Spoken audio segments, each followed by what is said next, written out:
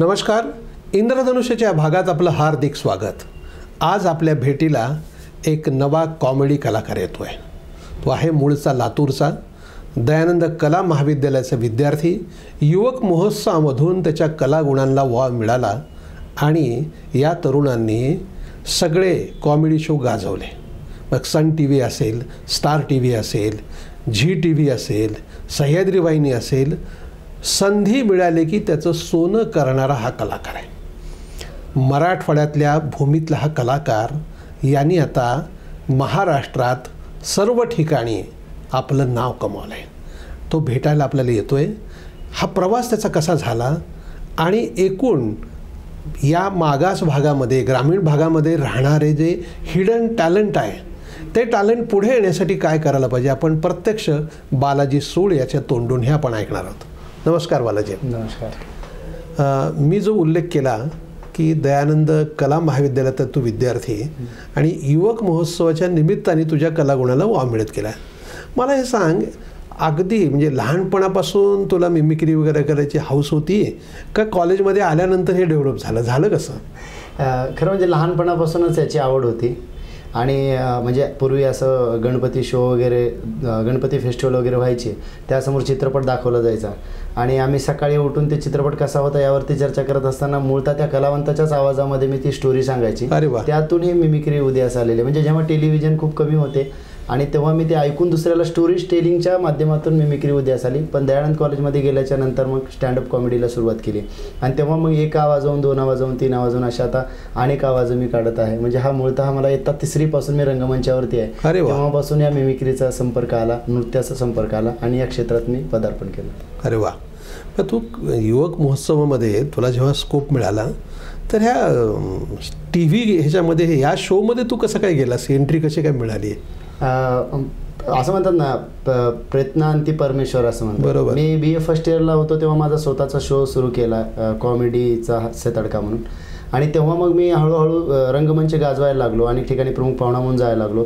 अनेक रंगमंचावरती अनेक गणेश फेस्टिवल असतील, नवरात्र महोत्सव असतील, अशा रंगमंचावर जात असताना असं वाटायचं की अरे आपण इतकं टॅलेंट आपल्याकडे असताना सुद्धा एक टेलिव्हिजनचं त्यावेळेस क्रेज आणि बॅनर असणं खूप महत्त्वाचं आहे. लोक किंमत तेव्हा द्यायची की टेलिव्हिजनचा कलाकार वेगळा, रंगमंचावरती आम्हाला एक ओळख नव्हती. आणि ती ओळख मिळावी ही जी धडपड आहे ती मला टी व्हीकडे घेऊन गेली.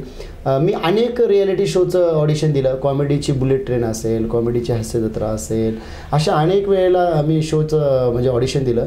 आणि तेव्हा असं वाटलं की आता थोडंसं थांबावं, कारण की आपलं काही सिलेक्शन होत नाही. 4-5 वेळेस ट्राय केलं, पण असं म्हणतात की आपण जेव्हा थांबतो तेव्हाच कदाचित सर्व दरवाजे उघडले असतील. आणि मग 4 वेळेस ऑडिशन दिल्याच्यानंतर 5व्या वेळेस हे 1 टप्पा आउट शो स्टार प्रवाहावरती आला होता. जॉनी लिव्हर त्याचे परीक्षक होते, भरत जाधव, निर्मिती सावंत हे 3 जजेस होते.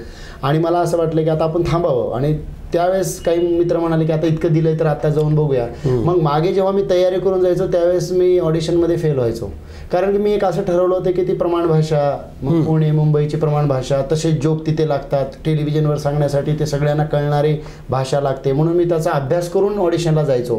पण हा माझा लास्ट अटेम्प्ट असल्यामुळे मला असं कळालं की आत्तापर्यंत आपण खूप अभ्यास करून परीक्षा दिलेली आहे, आता यावेळेस आपण काय करूया, आपल्या मातीतलंच काय आहे ते तिथं सांगूया. त्यांना पटलं तर ठीक आहे, कारण की काही वेळेला गल्लत काय होते की आपलं म्हणजे आपला मुखवटा सोडून दुसऱ्याचा मुखवटा परिधान केला की ते हळूहळू ओळखायला येतं. म्हणून त्यामुळे मला माझी जी बोलीभाषा होती, तो जो माझा लहजा होता त्यातच मला बरं काही सांगता येऊ शकत होतं. आणि मला काय ऑडिशनला द्यायचं मला माहीत नव्हतं. संतोष पवार उत्तम दिग्दर्शक आहेत, उत्तम नट आहेत, ते ऑडिशनला होते. आणि मी जाऊन डायरेक्टली त्यांना सांगितलं आमचं लातूर असं आहे, आम्ही उलालाव जवलाला बोलतो वगैरे, आमच्याकडे असं असतं, लग्न असं असतं, हे तसं असतं. असं त्यांना आवडलं. मी दुसऱ्या राऊंडला सिलेक्ट जातो. तिथे मग अभिजित चव्हाण होते, तिथंच आरती सोळंकी होत्या, विजय पटवर्धन होते, आणि यांनी पण मग माझं ऑडिशन घेतलं. आणि परत मी तिथं तसंच केलं, उलाला जवलाला बघलालो खवलालो. त्यांना असं वाटलं अरे इसमें कुछ तो बात आहे, कारण मकरंद अनासपुरेंनी बीडची भाषा मोठी केली, दीपक देशपांडेंनी सोलापूरची भाषा मोठी केली, पण लातूरच्या भाषेला वारसाच नव्हता. पण ती भाषा गोड आहे उलाला जवलाला. आणि मी त्यांना दाखवलं. त्यांनी त्या दिग्दर्शकाला बोलवून सांगितलं की ही भाषा आत्तापर्यंतच्या टेलिव्हिजनमध्ये कुठेच ऐकलेली नाही आहे, तर आपण यांना हायर करूया. मग मला त्यांनी विचारलं की लातूरमध्ये आणखीन काय काय किस्से घडू शकतात. आणि मग फायनल ऑडिशनला सिलेक्ट झालो टॉप 36मध्ये. त्यातून मग 16 जण निवडले. त्या 16मध्ये मी गेलो. आणि मग आता असं वाटायला लागलं की ज्या क्षणाची आपण आतुरतेने वाट पाहत होतो तो क्षण आता माझ्याकडे येऊन थांबलाय. मग पण एक होतं की समोर असे दिग्गज परीक्षक होते, जॉनी लिव्हर, भरत जाधव, निर्मित सावंत. असं वाटायचं की एक जरी एपिसोड केला तर आपण खूप झालं आपल्या हिशोबाने. पण ती भूक वाढत गेली आणि मी त्या शोचा रनरअप ठरलो. अरे वा. आणि जॉनी लिव्हरला मी पडद्यावरती बघत होतो, त्यांना फक्त भेटायची इच्छा होती. त्यांच्यासमोर मी 13 ते 15 एपिसोड केले. आणि तुम्ही जे म्हणालात की मग हे कसं शक्य झालं, तर हे असं शक्य झालं की कुठंतरी थांबावं वाटलं, परत एक संधी घ्यावी वाटली आणि परत मी सिलेक्ट होत गेलो आणि मग त्या शोचा विजेता झाला. बालाजी, तू हे फार छान सांगितलंस की तू ग्रामीण भागात, जसं तर लातूरची भाषा तू एकदम महाराष्ट्रात सगळीकडे नेलीस किंवा जिथे जिथे मराठी भाषिक आहेत त्यांच्यापर्यंत पोहोचवलीस.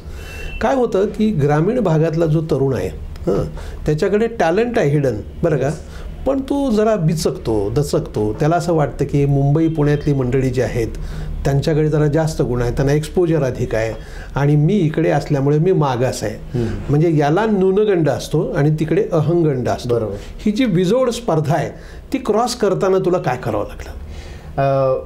पहिल्यांदा मी एक केलं होतं की मला असं माहीत होतं की तिथं गेल्याच्या नंतर आपल्याला बऱ्याचशा गोष्टीचा सामना करावा लागणार आहे. पण असं म्हणतात ना की खरं बोलणं हे कधी ना कधीतरी पटतं लोकांना. अनेक वेळेला काय होतं की तुम्ही जसं म्हणालात की इथली भाषा, मग ह्या भाषेला प्रमाण भाषेत कन्वर्ट करणं, कुठेतरी अचानकच शब्द आपला निघून जातो, इवलालाव, त्यांना लगेच सापडून जातं. मी असं केलं होतं की जी काही बोलायचंय तिथं असंच बोलायचं. काय सर माझं जेवण कुठं आहे की मला कोणी सांगणं गेलंय, अहो सर माझं शूट कधी आहे सांगावं सर प्लीज, मला काही कळणं गेलंय. तर हे म्हणायचे यार किती इनोसंट आहे हा, काय म्हणजे तुमचं काय. आणि तिथले लोक बोलायचे ना, ॲक्च्युली माझं कधी शूट आहे, मी केव्हा करू, अच्छा माझं शूट रेडी आहे का, माझी कॉस्ट्युम कुठे आहे. मी तसं नव्हतं, सर माझी अजून ड्रेसिंग आलं नाही बघा. म्हणायचे अरे ह्याला द्या रे, ह्याला आधी पाठवा. आणि मग तिथे गेले की ती सांगायची की हा ग्रामीण भागातून आलेला आहे, जॉनी लिव्हर, भरत जाधव ना, यांना थोडंसं सांभाळून घ्या. आणि त्यांना मग असं वाटलं की आपल्याकडे बघण्याची क्युरिसिटी वाढली. आणि ते प्रोड्युसर जाऊन सांगायचे ह्याची भाषा आहे का खूप गोड आहे. मग मी म्हणायचं काय करायला लाव आम्ही, तुम्ही काय करायला लाव म्हणले की ती म्हणायचं. मग मला प्रोडक्शनमधले सगळेच म्हणायला लागले येऊ लाव जाऊ लाव. मी असं म्हणतो ना, तुम्ही जे म्हणालात की बाबा इथं जे काही न्यूनगंड कसा दूर करायचा, जे आपलं काय आहे ना ते वाजवून सांगायचं. राईट. ते जर आपल्या सांगण्यामध्ये जर दुजाभाव आला की मग आपण संपलो. म्हणजे आता मी जे तुम्हाला बोलतोय ठरवून इंटरव्ह्यू नाहीच आहे. बरोबर. तुम्ही मला काय विचारणार आहेत हे पण मला माहित नाही, पण जे काही खरं आहे ते खरं आहे. काही वेळेला ठरवून केलेली कृती ही काही क्षणच टिकते, पण जे अंतःकरणातून आलेलं दीर्घकाळ टिकतं. म्हणजे खोटं खूप कमी वेळ टिकतं आणि खरं. मग आता मला इंडस्ट्रीमध्ये बघताना लातूरचाच एक मुलगा म्हणून बघतात, कुठलंही ऑडिशन असेल कुठलंही काय असेल तर लातूरवाल्याला बोलवा राव. एक माझा ब्रँड तयार झाला. जर तुमचा ब्रँड तयार करत आता आपल्या लातूरमध्ये अनेक भाषा वेगळी, निलंग्याची भाषा वेगळी आहे, उदगीरची भाषा वेगळी आहे, अमरपूरची भाषा वेगळी आहे. इकडे तुम्ही हळूहळू रेणापूरकडे गेलात तर वेगळी भाषा आहे. तर ह्या भाषेचा सुद्धा गोडवा त्यांना आवडतो. त्याच्यामध्ये म्हणजे वेगवेगळे फ्लेवर आहेत, तर ते सुद्धा मजा आहे. तर तुम्ही म्हणता ना हे आधी न्यूनगंड काढला पाहिजे की मला ते जमत नाही. आता त्यांना काय झालंय, त्यांची चूक नाही, तो अहमगंड आपण म्हणू नाही शकत. त्यांचं एक झालं की ते स्थानिक आहेत. जसं की सचिन तेंडुलकरचं होम ग्राउंड आहे इडन गार्डन, त्याच्यामुळे त्याला तिथं जे कम्फर्ट वाटतं तो तिथे सहज खेळू शकतो. आपल्याला तिथं जाऊन खेळायचं म्हणलं की पूर्व तयारी करावी लागते. त्यामुळे तो त्यांचा अहमगंड नाही, तो त्यांचा कॉन्फिडन्स आहे. बरोबर. आणि तो असूही लागतो. आता मला जर लातूरचा कला, एखाद्या ग्रामीण भागातल्या कलावंताला मी लातूरचं ग्राउंड आहे तर मी लातूरच्या कुठल्याही स्टेजवरती परफॉर्मन्स करू शकतो. हा पण माझा अहम आहे. बरोबर. मला तो कॉन्फिडन्स आहे. तसा त्या लोकांना कॉन्फिडन्स आहे की सकाळी उठायचं, ऑडिशनला जायचं, ऑडिशन द्यायचं, परत घरी यायचं. आपल्याला ऑडिशनला जायचं म्हणलं की तिकीट बुक करावं लागतं. मग ट्रेनमध्ये जागा मिळते का नाही, मग ट्रॅव्हल्स बुकिंग होते का नाही, मग तिथे कुठे उतरायचं, मग बाय टॅक्सी जायचं की बाय ट्रेन जायचं. बाय ट्रेन गेलं तर कुठली ट्रेन कुठल्या फाटकवर लागते ते माहीत नाही. बरं ते ट्रेनमधून उतरणारे चढणारे तेवढेच असतात. मग त्या लोकेशनवर जायचं, ते लोकेशन सापडत नाही. मग ऑटोवाला सांगतो इधर से जाओ उधर से जाओ. तिथं जाऊन आपण मग आंघोळ झालेली नसते. मग आपण तिथं जाऊन म्हणतो शूटिंग इथंच, ऑडिशन इथंच आहे का, तर हां ठीक आहे. मग आपण तिथं गरीबासारखं जाऊन बसायचं. मग ते बॅग वगैरे बाजूला ठेवायचं, कुठेतरी 2 रुपये 3 रुपये देऊन शौचालयात जाऊन आपण फ्रेश व्हायचं आणि मग ऑडिशन. कसा कॉन्फिडन्स येईल. खरं आहे. हा जो अंतर आहे ना तो फक्त हा किलोमीटरचा अंतर आहे. बरं आता मला हे सांग, नव्या टेक्नॉलॉजीमुळं आता तुम्ही असं फिजिकली जायलाच पाहिजे असं नाही, तुम्ही घरून पण ऑडिशन देऊ शकता असं पण आता जरा बऱ्यापैकी हे झालं आहे ना, तर त्याच्यामुळे काय बदल होत आहेत. एक चांगली क्रांती झालेली अलीकडच्या काळामध्ये की पूर्वी काय व्हायचं की प्रोडक्शनला असं हिडन टॅलेंट जे आहे ग्रामीण भागातलं ते मिळत नव्हतं. कास्टिंग डिरेक्टर काय करायचे की त्यांचं एक स्वतंत्र ऑफिस असायचं आणि तिथं मग कलाकार बोलून घ्यायचे. मग ते कुठल्या प्रोडक्शनशी संलग्नित आहे ते आपल्याला काही माहीत नसायचं. म्हणजे संजय बन्सालीचा चित्रपट असेल, सुभाष घाईचा चित्रपट असेल तर ते त्यांची कास्टिंग डिरेक्टर म्हणून असायचे आणि त्यांनी सगळ्यांच्या प्रोफाईल मागून घ्यायच्या. बरं त्यांचं शूट कधी आहे माहीत नाही, त्यांचा त्यांचा कुठला रोल आहे काय माहीत नाही, फक्त बालाजीनं जायचं तिथे, फक्त प्रोफाईल द्यायची, नाव सांगायचं, ॲक्टिंग करून दाखवायचं आणि वापस यायचं.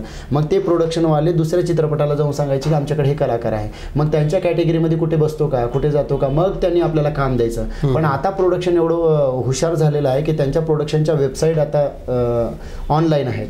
म्हणजे थेट तुम्ही संजय लीला बन्सालीच्या वेबसाईटवर जर गेलात आणि त्यांचा जर समजा ऑनलाईन ऑडिशन जर असेल तर तुम्ही एखादी प्रोफाईल घरी बसून देऊ शकता. क्या बात. म्हणजे घरी बसून मी एखाद्या कॅमेराला जर सांगितलं की हे माझी प्रोफाईल आहे आणि मी जर त्या डायरेक्टली ईमेल केला आणि समजा व्हॉट्सअपवरती जरी पाठवलं तर ती लोक कधी ना कधी बघतात. म्हणजे आता गरज राहिली नाही की तुम्ही तिथंच जाऊन स्ट्रगल केलं पाहिजे, तुम्ही तिथंच जाऊन ऑडिशन दिलं पाहिजे. त्यामुळे आता अँड्रॉइड मोबाईल आलेले आहेत, पूर्वी तसे नव्हते, आता अँड्रॉइड मोबाईल आलेले आहेत आणि सगळ्यात महत्त्वाचा संपर्क खूप चांगला झालेला आहे.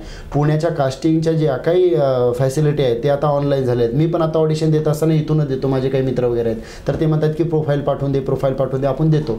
जेव्हा सिलेक्ट होतं, शॉर्टलिस्ट होते तेव्हा ते बोलवलं जातं, त्यामुळे आपली दमछाक होत नाही. ही एक चांगली क्रांती आत्ता झालेली आहे. वा. आता तू जसं म्हणालास, आता काय आहे की आज माझ्या मनात एक सहज प्रश्न असा आला की हे ग्रामीण भागातली जी मुलं आहेत ना, ही मुलं पुढं जायला पाहिजेत, याच्यासाठी आत्ता जे काही चाललं आहे ग्रामीण भागामधल्या ॲक्टिव्हिटी त्या पुरेशा आहेत का, आणि ह्याच्यामध्ये काय बदल व्हायला पाहिजेत? आत्ता मी सांगू तुम्हाला की म्हणजे छोटा मोहर बडी बात होईल, कारण मी तेवढा अनुभवी नाही आहे. बरोबर. जेवढे आत्ता लातूरसाठी झिजलेले आहेत, ज्यांनी लातूरसाठी काम केलं आहे. पण मी असं म्हणतो की काल ही जी स्पर्धा जी लोकं केली ती आजही तीच करतायत आणि उद्याही तेच करणार आहेत. मला असं वाटतं की स्पर्धा आपल्याला कळली पाहिजे की आपण स्पर्धेमध्ये कोण आहोत. स्पर्धा कशासाठी असते, ती सिद्ध करण्यासाठी नाही तर ते कला समजून घेण्यासाठी असते. आणि एकदा ती कला समजली की मग तो आपण पायरी बाजूला सारून दुसऱ्या पायरीवरती पाऊल ठेवून मग आता थोडं आपण आगेकूच केली पाहिजे.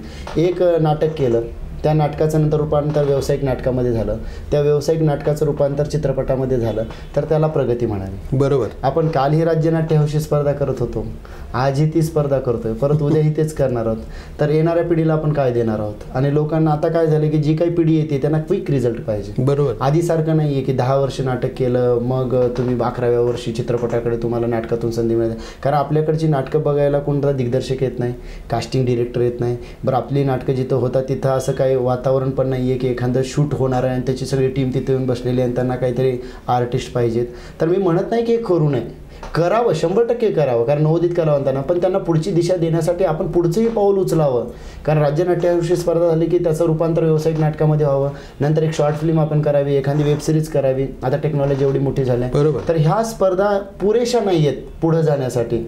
आणि त्यामुळे आता इथल्या दिग्दर्शकांनी, निर्मात्यांनी एक लक्षात घ्यायला हवं, असं माझी विनंती आहे. मी काय ऑर्डर देणं इतकं मोठं नाही, बरोबर, पण की ठीक आहे तुम्ही स्पर्धा करताय कलावंतांशी घेऊन, पण आता थोडंसं व्यावसायिक नाटकासाठी आपण प्रयत्न केले पाहिजेत. त्या नाटकाला चांगले चांगले दिग्दर्शक बोलवले पाहिजेत आणि त्याचं रूपांतर एखाद्या वेबसिरीजमध्ये, एखाद्या चित्रपटामध्ये कसं करता येईल. कारण खूप सारं टॅलेंट आता, चित्रपट कुठे बनतो ह्याला महत्त्व नाही, बनतो ह्याला महत्त्व आहे. बरोबर. करमाळ्याला जर सैराट चित्रपट बनत असेल आणि सगळे नवोदित कलावंत घेऊन जर ते चित्रपट 100 कोटीच्या पुढे जात असेल, त्याही पलीकडे जात असेल, तर आणखीन काय आपण काय उदाहरण अजून आपल्याला हवंय. याच्यापेक्षा दुसरं उदाहरण काहीच असू शकत नाही. पश्चिम महाराष्ट्रातली बघा, त्यांची एक वेगळीच रंगभूमी आहे, त्यांचं एक वेगळा अजेंडा आहे. तर मला असं वाटतं की आपल्याही मराठवाड्यातल्या लोकांनी आता या स्पर्धातून एक शिकलं पाहिजे की आम्ही ह्याचं अर्थकारण कसं करूया. जोपर्यंत आपल्या कलेला पैसे मिळत नाही तोपर्यंत आपण पूर्णपणे उतरत नाही. बरोबर. कारण काय असतं की तुमचा कॉन्फिडन्स तुमचा आर्थिक गोष्टीवरती निर्भर असतो. कारण मला जोपर्यंत शोचे जास्त पैसे भेटत नाही, तुम्हाला क्लिअर सांगतो, तोपर्यंत मी नटून खटून जात नाही. फुकट तुम्ही बोलवलात की मी आहे त्या कपड्यावर जातो, त्याची काही तयारी करत नाही, चला ना फुकटच आहे काय जमलं. पण तुम्ही वर पैसे दिले की मी कपड्यावर खर्च करतो, थोडं त्याचा अभ्यास करतो, माईकवर कसं बोलायचं, कोण आल्यास नाव चुकलं नाही पाहिजे त्याची पूर्वतयारी करतो. पैसा माणसाला प्रोफेशनल बनवत असतो. आणि त्यामुळे आपल्या लोकांनी एक लक्षात ठेवा, हौशी खूप झाला, आता लोकांना क्विक रिझल्ट पाहिजे. त्यामुळे थोडंसं एक पुढचं पाऊल उचलावं अशी माझी सर्व लोकांना, म्हणजे सर्व नाट्यकर्मींना विनंती आहे. बालाजी, एक छोटा विषय माझ्या डोक्यात सहज असा आला की तू जो म्हणालास ना, जॉनी लिव्हरच्या सोबत एक 14-15 प्रकारचे आवाज पण काढले, म्हणजे अगोदरपासूनच हाऊस होती. तर फार नाही, पण एक जरा तुला आवडणारे आणि तुला म्हणजे स्वतःला असं वाटलं की हे आवाज माझा जरा जास्त रसिकांना आवडतो, असे एक 2-3 आवाज आमच्या दर्शकासाठी जरा तू जरा हे करणार. ठीक आहे. हां, पहिल्यांदा नाना पाटेकर देतो. नाना पाटेकरचा एक वेगळा लहिजा असतो. तुम्ही नटसम्राट चित्रपट बघितला असेल. नटसम्राटमध्ये नाना पाटेकरचा एक डायलॉग आहे, कुणी घर देतं का. त्यांच्या एक आवाजाला स्पर्श करतो. कोणे घर देतं का घर? एका तुफानाला कुणी घर देतं का रे? एक तुफान भिंती वाचून, छपरा वाचून, माणसाच्या माये वाचून, देवाच्या दये वाचून राणावनात हिंडतंय, त्याला कुणी घर देतं का रे? To be or not to be, that is a question. जगावं की मरावं हा एकच सवाल आहे. या दुनियाच्या उकिरड्यावर खरकट्या पत्रावळीचा तुकडा होऊन जगावं बेशर्म लाचार आनंदानं, की फेकून द्यावं या देहाचं लखतर त्यात गुंडाळलेल्या जाणीवेच्या यातनेचं मृत्यूच्या काळेशार डोहामध्ये, आणि करावा शेवट सर्वांचाच, माझा तुझा याचा आणि त्याचा सुद्धा. मृत्यूच्या महासर्पाने जीवनाला असा डंक मारावा की नंतर येणाऱ्या निद्रेला नसावा जागृतीचा किनारा कधी हे, पण त्याच निद्रेला जर स्वप्न पडू लागली तर इथंच मेक आहे.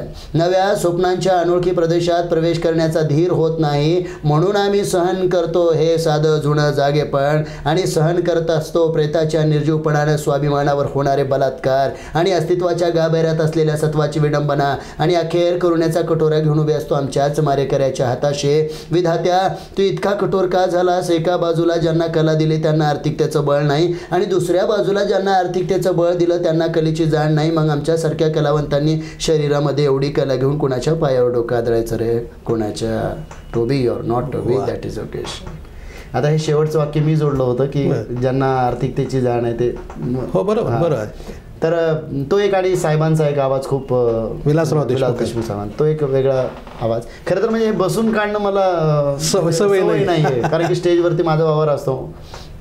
साहेब बोलताना, आणि आम्हाला माहिती आहे इंद्रधनुष्य हे यूट्यूब चॅनल आता घराघरामध्ये पोहोचलेलं आहे, आणि मला खात्री आहे जर इंटरव्ह्यू घेणारा माणूस जर विद्वान असेल तर देणाऱ्याची मात्र गोची होऊ शकते, पण तो इतकी तयारी करून येतो की घेणारा हा विद्वान आहे म्हणून त्याचाही अभ्यास वाढतो, आणि म्हणून दोन अभ्यासू व्यक्तिमत्व बसल्याच्या नंतर इंटरव्ह्यू कसा लोकांच्या काळजापर्यंत पोहोचतो ही वेगळं सांगायची गरज नाही आहे. आणि म्हणून इंद्रधनुष्यचे 7 रंग, त्यामध्ये लपलेले अनेक रंग आपल्या पुढे आणण्याचा प्रयत्न ननंदकर सर करतायत. त्यांच्यासाठी एकदा जोरदार टाळ्या झाल्या पाहिजेत, आणि त्याच जिद्दीने आपण पुढे काम करावं अशी माझी वैयक्तिक इच्छा आहे. धन्यवाद, पण वेळ दिलात, मनापासून आभार. आपल्याला हा जर व्हिडिओ आवडला असेल तर तो लाईक करा, फॉरवर्ड करा व सबस्क्राईब करा.